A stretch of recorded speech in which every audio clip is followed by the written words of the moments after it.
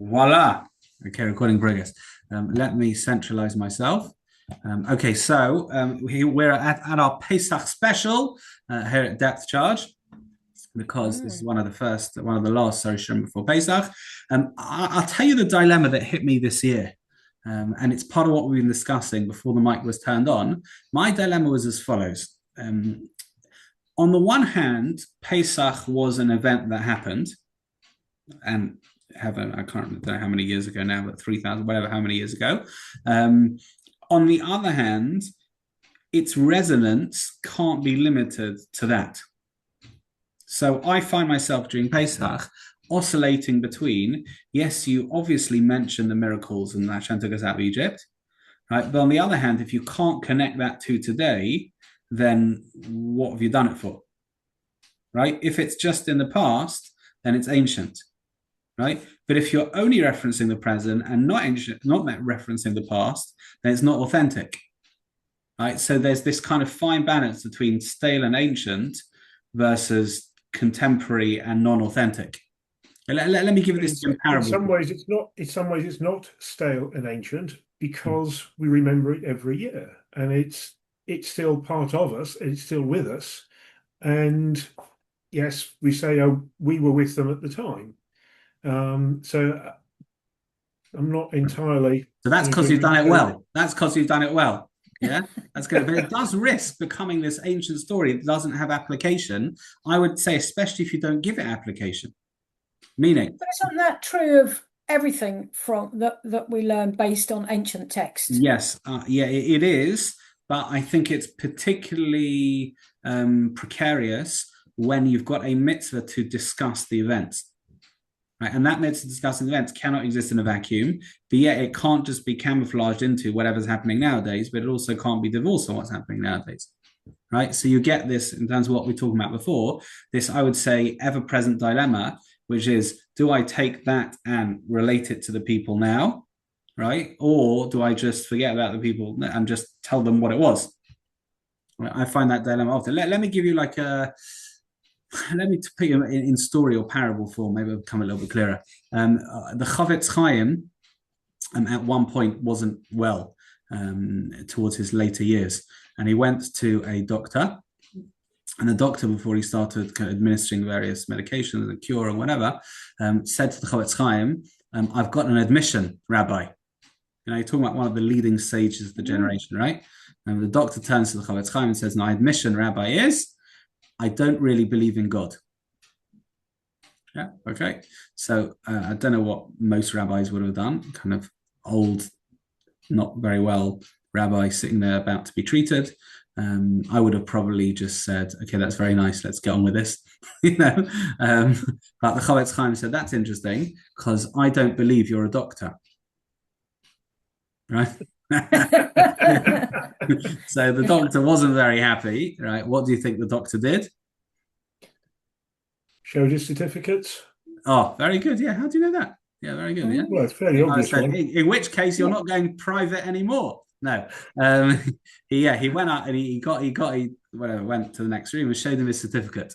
Right, and it said trained in such university, practitioner of medicine, etc. And the Chavetz Chaim said, "But I don't understand. That's like 25 years old. Who says you're a doctor today?" Yeah. To which the doctor said, "Don't be silly, Rabbi. Yeah, you only need to qualify once. There might be some CPD, whatever it was in those days. Yeah, but you only need to qualify once. You don't need a new certificate every year." Right. To which, of course, the saintly rabbi said, "Aha." Yeah, when they're angling the conversation, they know what they're doing next, right? Aha. Well, God took us out of Egypt once. He doesn't need to do it in every generation. Yeah, he gave us a certificate once, doesn't need to do it in every generation. Yeah? Having said that, there does need to be a resonance. And in fact, the reason we're telling the story is not just a one-off. On the contrary, when we tell the story every year, we are in fact fulfilling the point of us being taken out of Egypt, which wasn't just a freedom narrative, and we'll get to this soon. It was a bring us up to a level of faith and emunah and showing that God is in charge of the world and in control of the world and involved in the world and all of that. And when we talk about that, we are fulfilling the point of the Exodus. In other words, increasing and deepening our emunah. Yeah. Right? That's major. That's I'll why go you've with got that. this. Go on. I'll go with that.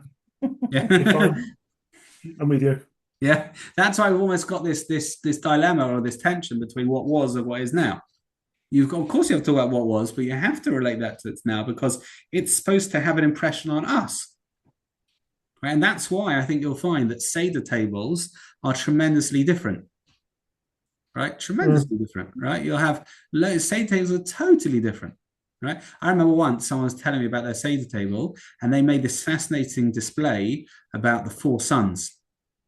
I should say four sons. I mean, it is four sons, Yeah.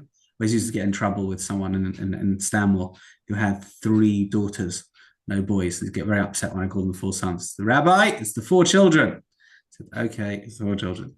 But anyway, be that as it may. They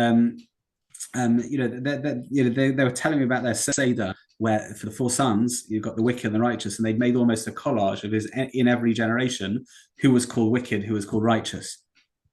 At one point they were called wicked, and they were called wicked in the Russian Revolution. They were wicked, and whatever. They were wicked, etc. And they were righteous, and how everything has switched, right? Because they had seen who was coming to their Seder table, and that would resonate, and that was their discussion point, etc. About objective morality and things that last through the ages, and prophet emunah and faith, etc. Which is we get there, right?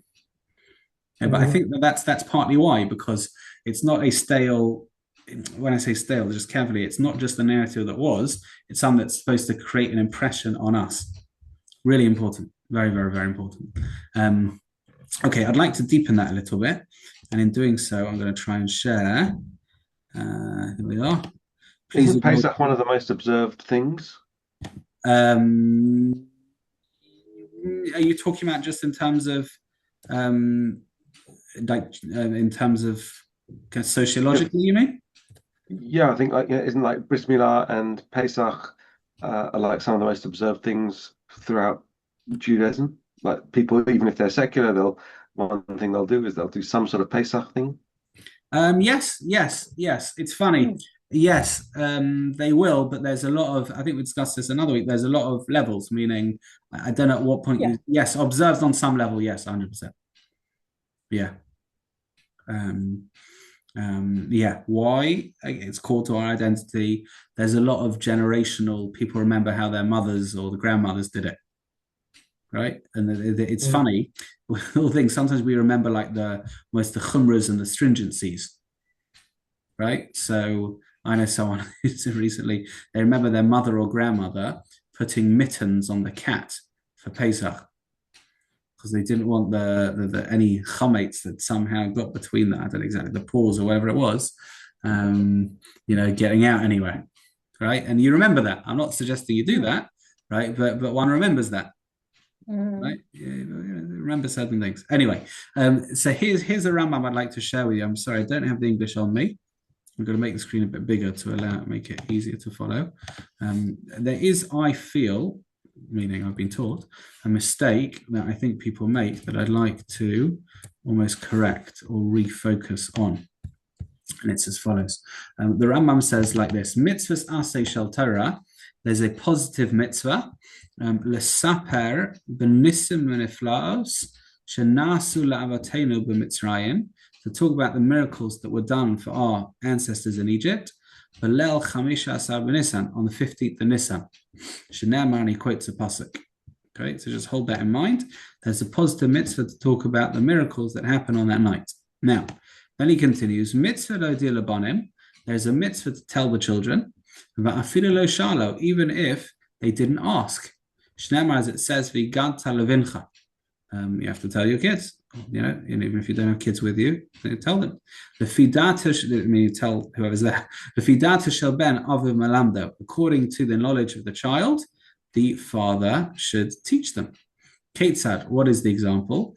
In higher katan. Now this is really important because not only are we, lacing within the narrative different levels, but also what we're doing is we are working out what the top level of relating the story is. So, for example, in higher katana tipesh, if a person is small or stupid, in other words, immature, this is the child, Omar lo, you know how you describe the narrative to them? You say, B'ni, my son, Kolano Yoan Avodim. We were all servants, Kama Shiv Chazu, like this maidservant, Kama Eved Zer, or this slave, Mitzrayim in Egypt.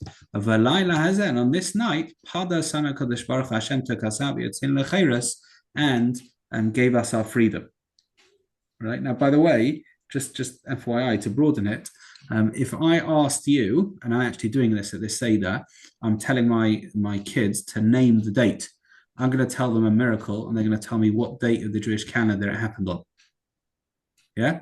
So, for example, Avraham being promised a child, or Sarah actually being promised a child, and indeed the birth of that child. When did that happen? What date? Excellent. Seder night. Nice. Okay. There's another one. Daniel being thrown into a lion's den and emerging miraculously unscathed. I'm going to go with Pesach. Yeah, it was Seder night. Right? What about the Hanukkah miracle? No. What about Hanan and Mishal and Azariah, who are Daniel's three friends, being thrown into the fire for refusing to bow down to Nebuchadnezzar's idol, right? And they also escape miraculously unscathed for 3 points. Can't be Seder night if that wasn't the same time as Daniel. Pardon? Must be after. What's yeah, okay, go on, Robert, what are you saying? Shavuot. Pardon? Was it on Shavuot? No, it was also on Seder night. It was just it was earlier, a few years earlier. Oh. Yeah, okay. Sancheirav, at one point, and he was an evil enemy of many, was encamped around Jerusalem with 100,000 plus soldiers, destined to take the city. And that night, an angel struck, and they all died, the soldiers, basically, right? And Jerusalem was saved in the days of Chizkiah HaMelech. And that happened on?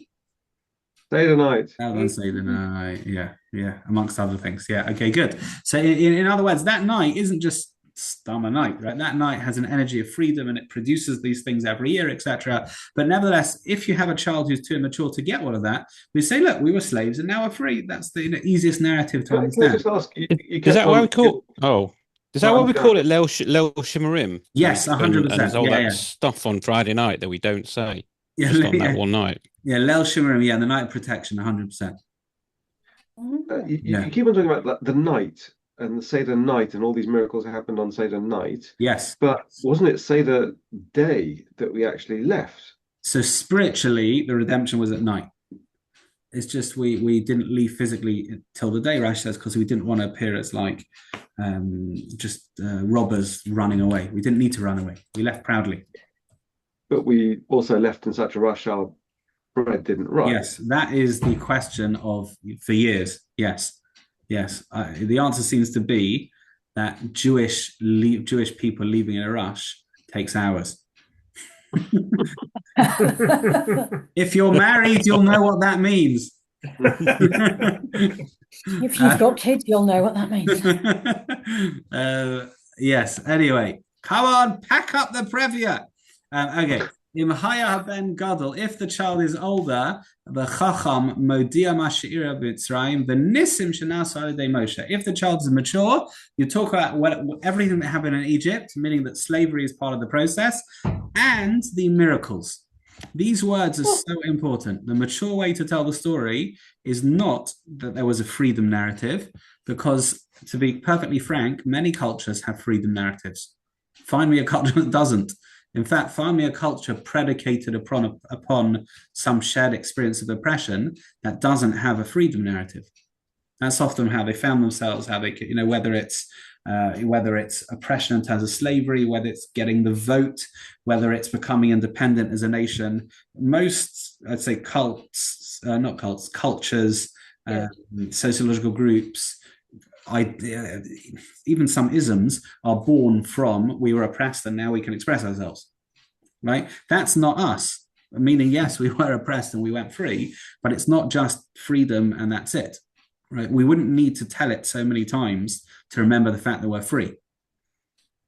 You know what I mean? Why would we have to go back to it every time, say, we're free? Oh, we have to remind ourselves that we're free. No, it's not about that. It's not about that solely. It's about, as the Rambam says, you have to talk about, I'll highlight here, the nisim v'niflos, the miracles. It's not just freedom. It's freedom based on or predicated upon these gigantic miracles. And that, to be honest, should really be the focus of Seder night. Meaning, it should be the plagues, it should be the miracles, and it should be what Hashem did for us as the process, not just that, oh, and now we're free. Because Hashem didn't really need to do if it was just about freedom, Hashem could have said, right, people, you're free. It was clearly more than that. Make sense? Mm-hmm. Yeah, so I think it's important. And I also think in that lies the resonance. Meaning it's very hard to talk to people, say, well, we were slaves and now we're free. Great. I mean, for good and bad, thank God our kids and most of our generation, depends how far back you go, but the current generation, most haven't really, I would say, experienced oppression in a real way. Struggle, yes. Difficulty, yes. Anti-Semitism, perhaps. But oppression in the form of what was and slavery and etc., we haven't really got. Right? And if it's limited, say, the night to a slavery narrative or a freedom narrative eventually, or ultimately, I think there the resonance is lost. Miracles we can understand, miracles we live with, miracles we live for, miracles we can express, we can be grateful for. Does the Haggadah make such a point of miracles? I mean, we dip our fingers or whatever it is like, but into the wine, but it doesn't really go into.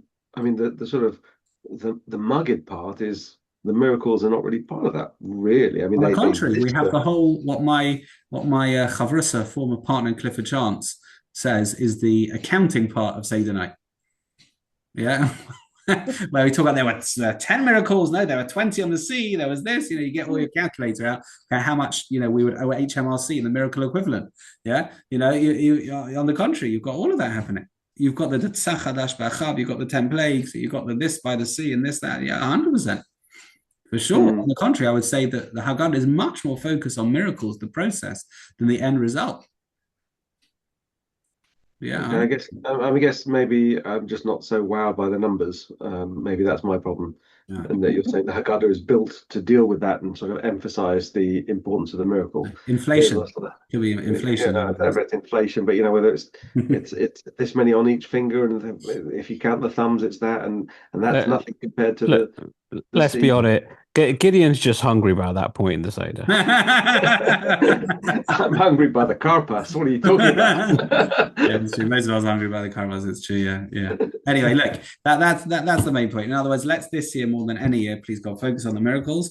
As the altar of Kelm said, that the emunah that we had in Egypt caused our redemption then. And the emunah that we develop on Seder night will, please God, cause the redemption in the future, which is why we end off talking about redemption and talking about Mashiach and talking about, all the last part of Seder night is basically Beis Hamikdash and, L'Shana Bab Yerushalayim, etc. Please God, we should own no good things. Emitz Hashem, miracles in our time. Please God, a great Seder night and Emitz Hashem, Geula to everyone individually, personally, and nationally as well.